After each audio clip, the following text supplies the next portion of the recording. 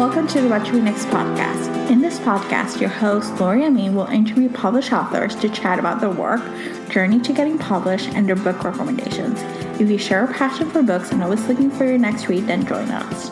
Hi, Courtney. Welcome to What Your Next podcast. Thank you so much for having me. How are you? I'm doing good. How are you doing?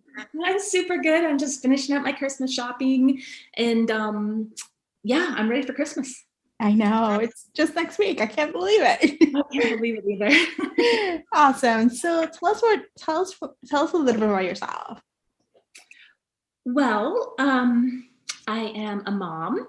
I am an author. I recently moved from Winter Springs, Florida to Georgia, so northern Georgia. So I'm having a little bit of winter for the first time in a long time. I used to live up near Chicago, which is actually where my book is set because, I know a lot about Chicago. So I moved to Florida, 10 years ago or so, because I love the weather, in Florida. Mm-hmm. And then, but my husband recently got transferred to Atlanta. So we had to move to this area, and I'm reacquainting myself with winter. Oh my gosh. Well, let me tell you something. So I was in New York until 2020, and then I moved to Chicago and things happened and all that stuff. So now I spent a winter in Chicago, and now I'm in Florida. Fast forward like a year and a half later, I'm in Florida. So I'm now getting reacquainted with the warmer weather, so we're the opposites here. That's so interesting though, that we both were in the same places. But the thing about Florida at Christmas time, I love Florida. I really do. And I love winter in Florida because it's like the whole winter is like a perfect fall day, Yeah.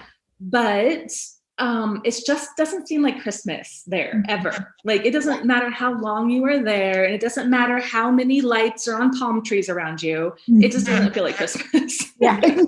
Yeah. I'm getting used to it. I grew up in Puerto Rico, so I'm used to the warmer Christmas. Oh, okay. So it's just but I haven't been there in 20 years. I'm it's going to be like acquaintance going back to my childhood. But there's no more snow in my horizon. That's one thing I'm happy to let go.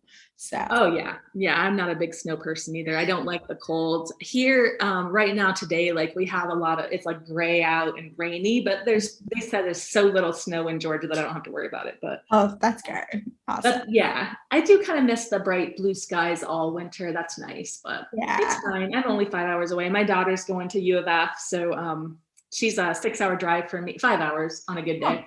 Oh, so nice. I still go there frequently and visit. So whenever I need a sunshine fix. There we go. All right. So let's chat about the Christmas Rest. Tell us a little elevator pitch for it. Well, it is my very first Christmas book ever. It is about Meg, who she inherits her father's. He runs a condominium building, an apartment building. In Chicago, and it ends up being a historical landmark that she wasn't aware of. And there's a whole cast of quirky characters, and it's the feel-good type of Christmas book that you come to expect at Christmas time. My publisher actually wanted it to be a little more sentimental, I guess. But as I was writing it, Meg she is just funnier and wittier than that. And so it just kind of turned into more of a lighthearted kind of, there's sentimental stuff in it too. But Meg just doesn't handle things, in that kind of serious way. She kind of she uses humor as kind of her shield. So, so that's why it ended up being a little bit, funnier and wittier than I intended it to be. And that's just because of Meg. Sometimes when you're writing, your characters just kind of take over. So that's where I ended up with her. I love this. So did you plot it out, or was it something you uncover? You do pantser writes and you uncover the characters as you were writing? I used to be a pantser a long time ago. And sometimes I still am to a certain extent, but by and large now I at least have a loose outline when I write any book. I know where it's going to be, where it's going to end up. And usually the middle is just where I pants it, and I usually plot those out the night before I write the next day. I sit down and I just kind of sketch out what I think it's going to be. And half the time it ends up totally different the next day, but at least I tried. I love this. What can we expect for you in 2022? Well, I have a second Christmas book coming from the same publisher that I Yeah. actually am just getting ready to turn in to the publisher. So it'll be ready for next year. It's called Home for Christmas, and it is about a girl who, I know it sounds zany, but she winds up back in 1944, and she becomes friends with her grandmother when her grandmother was her age. And so her grandmother, at the start of the book, her grandmother had just died, and she was a really key person in, the girl's name is Piper, in Piper's life. And so it's a really feel good Christmas book. And so it makes me feel good while I'm writing it. So I hope it makes everybody feel good when they read it. Oh, this is so exciting. So what has sparked joy in the past couple of years? I know we experienced a lot of darkness, a lot of changes, a lot of things are like outside our control, but there might be something that was lighthearted, like whether it's writing, reading, or a hobby or something you discovered this past couple of years. The last couple of years have been so challenging for everybody. I really have found it interesting to watch other people and how they are coping. I mean, it's so interesting to me how we're going to look back. I mean, our grandkids are going to ask us, what was it like? Like my grandparents, they told stories about the Depression.